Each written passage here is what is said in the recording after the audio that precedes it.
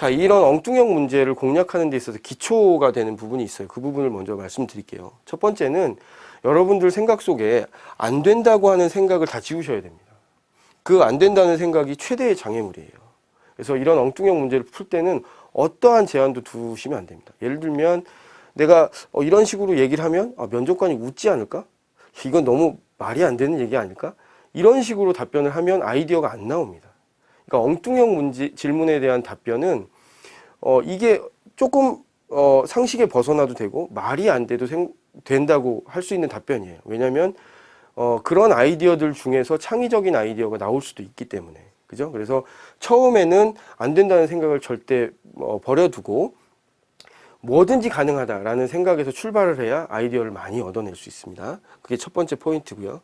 두 번째는 이제 거꾸로 생각을 해보라는 건데요. 여러분 이제 거꾸로 생각을 해봐야 여러분들 새로운 시각을 얻을 수가 있습니다. 그러니까 제가 예를 들어 보자면 여러분들 지금 쓰고 있는 진공청소기 아시죠? 진공청소기가 예전에는 어떤 방식이었냐면 먼지를 불어내는 방식이었습니다. 그죠? 그런데 이 발상의 전환을 해서 먼지를 빨아들이는 방식으로 바꾼 거예요. 그러니까 왜 먼지를 불어내야만 하지? 거꾸로 생각해 보면 안 될까? 라는 생각이 지금의 아이디어 상품이 된 거죠. 그죠? 이런 것처럼 거꾸로 생각해 볼 수 있어야만 이런 엉뚱형 문제에 대해서 다양한 아이디어를 낼 수 있습니다. 세 번째는 사고를 확장하면 아이디어가 쏟아진다는 건데요.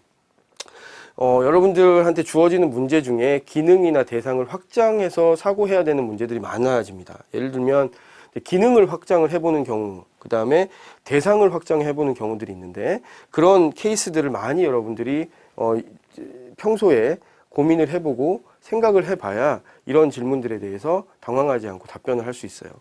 예를 들자면 여러분들 스카치 테이프로 뭘 할 수 있습니까? 라고 이제 답변을 할 때 그냥 스카치 테이프는 뭔가를 접착하는 용도로 쓸 수 있겠죠. 그죠? 그런데 이걸 가지고 파리잡이 끈끈이로도 쓰잖아요. 그죠?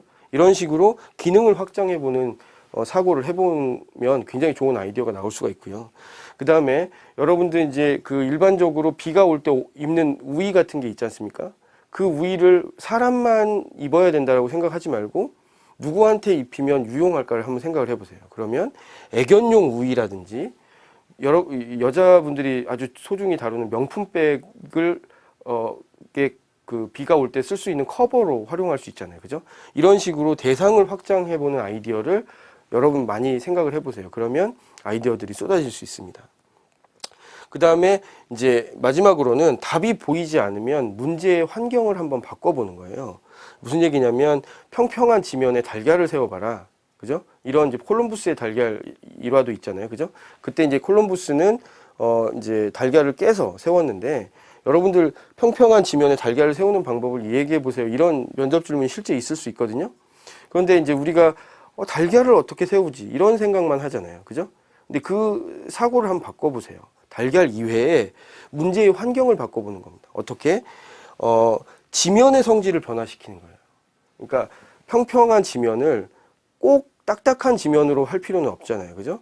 평평한 지면에 홈을 내거나 솜을 깔거나 아니면 푹신푹신한 재질이 된 평평한 지면에 세운다면 달걀을 충분히 세울 수 있죠. 그죠? 이런 식으로 답이 보이지 않으면 문제의 환경을 한번 바꿔보는 것도 여러분들 아이디어를 굉장히 많이 풍부하게 내는데 도움이 많이 될 겁니다. 이게 이제 엉뚱형 문제 공략의 기초가 되겠어요.